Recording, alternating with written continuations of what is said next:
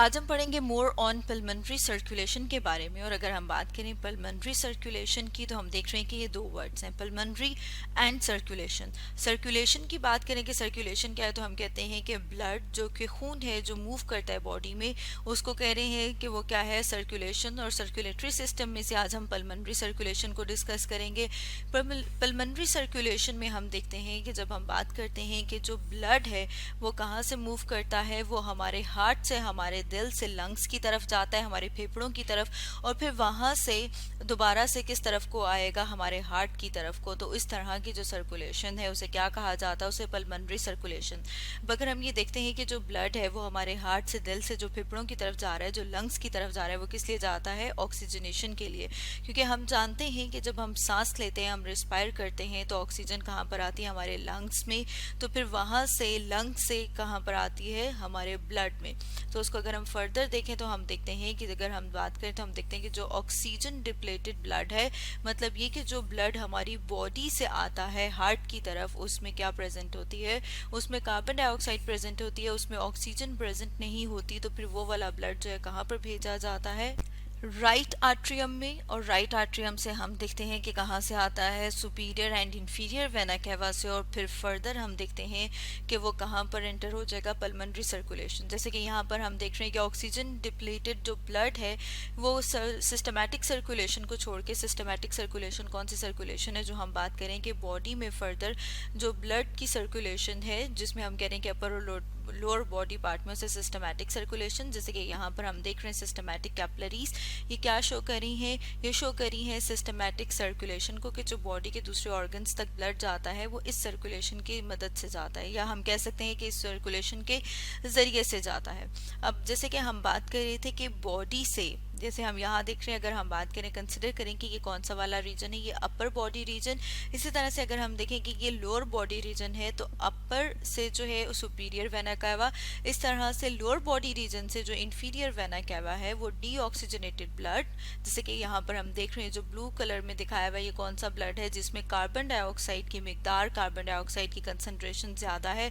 तो इस तरह का जो ब्लड है उसे कहा जाएगा डीऑक्सीजनेटेड ब्लड। वो बॉडी से कहाँ पर एंटर होगा, राइट आर्ट्रियम से। राइट आर्ट्रियम से फर्दर हम देखते हैं कि कहाँ पर एंटर होता है, राइट वेंट्रिकल में। जैसे कि यहाँ पर हम देख रहे हैं क्या है, राइट वेंट्रिकल। और ये जो हम देख रहे हैं क्या शो किए हुए, ये वॉल्व शो किए हुए जो हमारे हार्ट में प्रेजेंट है, जो ब्लड के बैक फ्लो को कि दोबारा से उल्टी डायरेक्शन में ना जाए उससे बचाते हैं।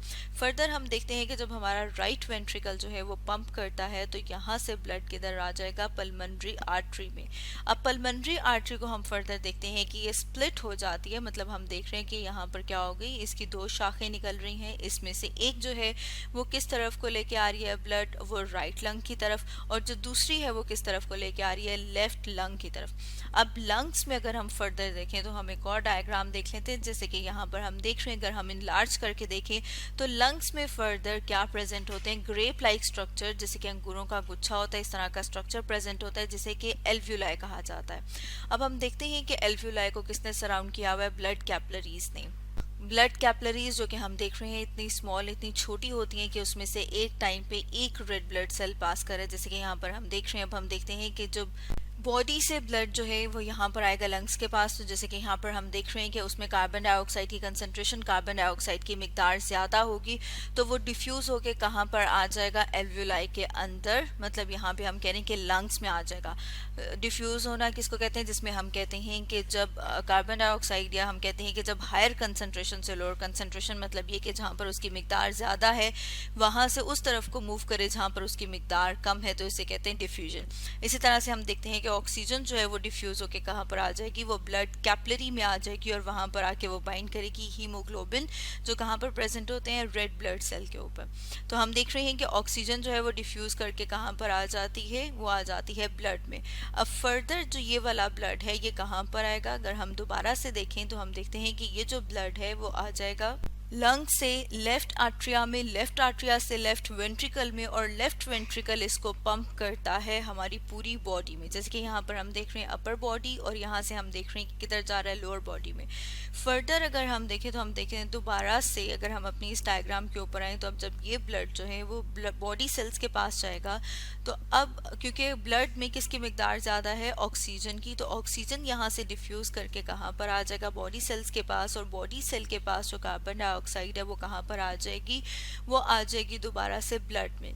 तो जैसे कि यहाँ पर हम देख रहे हैं कि कलर क्या शो किया हुआ है, कि ये जो रेड कलर शो किया हुआ है ये बता रहा है कि यहाँ पर ऑक्सीजनेटेड ब्लड है। जैसे कि यहाँ पर हम एरो से भी देख रहे हैं कि ऑक्सीजन टिश्यू सेल्स के पास आ जाएगी, टिश्यू सेल से फर्दर कार्बन डाइऑक्साइड ब्लड में आ जाएगी, और ये ब्लड जो है दोबारा से इंफीरियर और सुपीरियर वेना कैवा से कहाँ पर आ जाएगा, राइट एट्रियम में, राइट एट्रियम से दोबारा राइट वेंट्रिकल में, और राइट वेंट्रिकल इसको दोबारा से किस में पंप कर देती है, पल्मोनरी सर्कुलेशन। तो पल्मोनरी सर्कुलेशन कौन सी वाली सर्कुलेशन है, जिसमें हार्ट से हमने बात की कि ब्लड कहाँ पर आया, लंग्स में, लंग्स से दोबारा से हार्ट में आता है, हार्ट उसको बॉडी में पंप करता है। लेकिन ये जो सर्किट है जिसमें हम कह रहे हैं कि हार्ट से लंग्स में, लंग्स से दोबारा हार्ट में, तो ये जो सर्किट है, ये वाली जो सर्कुलेशन है, इस सर्कुलेशन को कहा जाता है पल्मोनरी सर्कुलेशन।